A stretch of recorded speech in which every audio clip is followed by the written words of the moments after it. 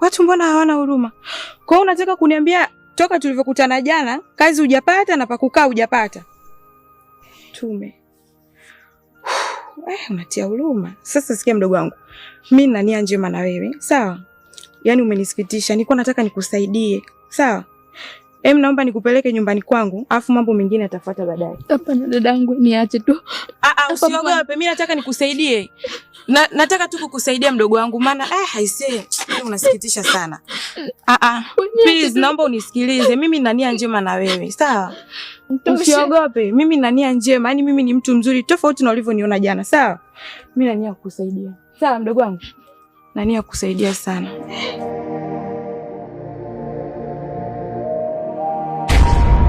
Niache.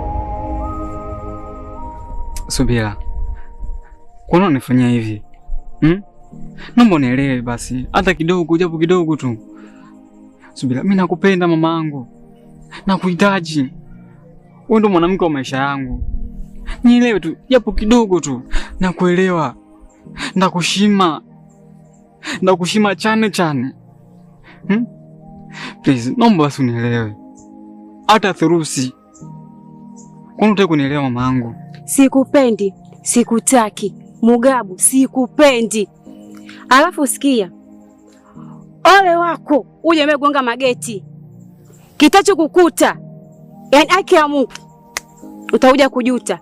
Na tabia yako kunisemesha njiani, iwe mwanzo na mwisho, ukome. Naomba unielewe. Sio kwamba ninavyokusumbua njiani, sio kwamba mimi napenda. Hapana, bali moyo wangu. Moyo wangu nakupenda wewe. Naomba basi hata unidanganye. Ili na mimi naonekane ni mtu katika watu. Acha uwe king'anizi, nishakwambia sikupendi. Mgabo. Ndio nini sasa sababu?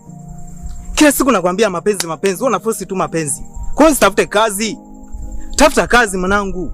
Tafuta pesa, mbona wanawake kibao tu hapa mtaani? Wewe unahangaika na mapenzi. Wewe ni ushamba babu. Hebu tuondoke bana.